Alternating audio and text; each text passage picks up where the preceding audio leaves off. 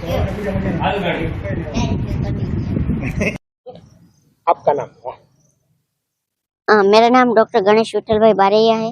मैं भावनगर जिले के तलाजा तालुका के गोरकी गांव से बिलोंग करता हूँ।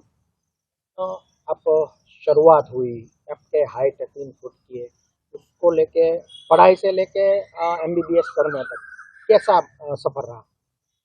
जी, ये सफ़र की बात करूँ और सबसे पहले मेरे स्टडी की बात करूँ तो मैंने प्राइमरी का एजुकेशन मेरे गांव से लिया है और माध्यमिक का एजुकेशन मेरे बगल के गांव से लिया है और साइंस का एजुकेशन नीलकंठ विद्यापीठ तलाजा में से लिया है।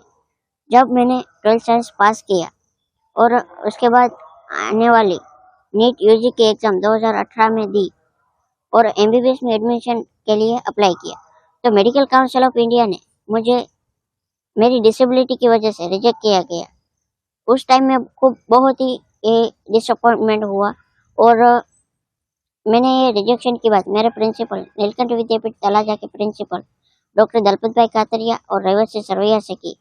तो उन्होंने ये बोला कि हमने तुझे एक डॉक्टर बनने का सपना दिखाया है, तो हम उनको पूरा करने की पूरी कोशिश करेंगे। इसलिए हम गुजरात हाईकोर्ट में केस दाखिल कर रहे हैं। तो उन्होंने गुजरात हाईकोर्ट में केस दाखिल किया। 2 मंथ के बाद गुजरात हाईकोर्ट में हम केस हार गए। फिर उन्होंने सुप्रीम कोर्ट ऑफ इंडिया में केस दाखिल करने का डिसीजन लिया और सुप्रीम कोर्ट में केस दाखिल किया।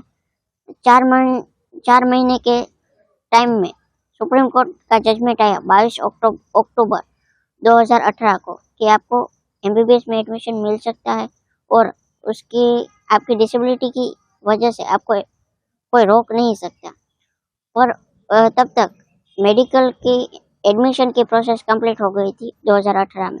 तो सुप्रीम कोर्ट ने जजमेंट दिया कि आपको 2019 में नीट की एग्ज़ाम दिए बगैर एमबीबीएस में एडमिशन मिलेगा। इसलिए आपके लिए 2019 में एक सीट रिजर्व रहेगी। तो मैंने 1 अगस्त 2019 को गवर्नमेंट मेडिकल कॉलेज भावनगर में एमबीबीएस में एडमिशन लिया और ऐसे मेरे एमबीबीएस की जर्नी स्टार्ट हुई और फरवरी 2018 में मेरा एमबीबीएस कंप्लीट हुआ।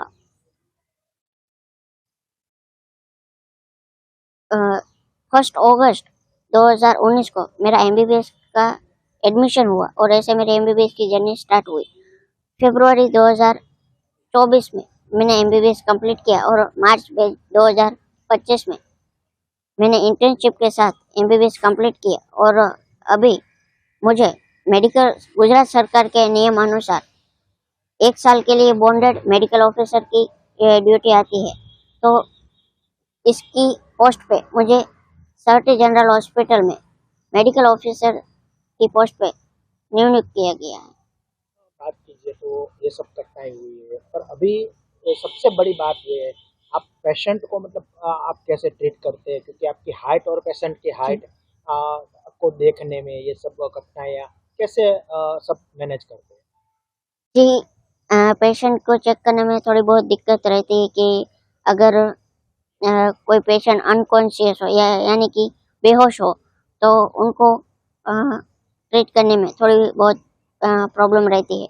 पर जो पेशेंट कॉन्शियस है तो उनको वो भी कोऑपरेट करते हैं और ऐसे उनको आसानी से ट्रीट कर सकता हूँ।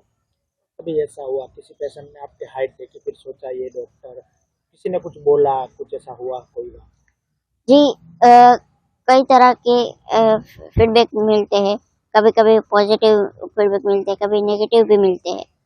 और कभी कभार ऐसा होता है कि पेशेंट बोलते हैं कि मैं इनके पास ट्रीट नहीं कराऊंगा, तो कोई दूसरा डॉक्टर आके उनको ट्रीट करता है। पर मैंने कभी उन पे कोई गुस्सा या क्या डिसअपॉइंट नहीं हुआ।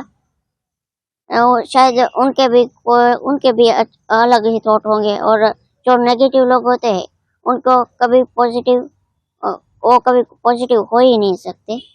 तो ऐसे रेयर ही केस होते हैं जो नेगेटिव फीडबैक देते हैं, but mostly patient positively behaviour करते हैं और पॉजिटिवली फीडबैक देते हैं और अच्छे से कोऑपरेट करते हैं।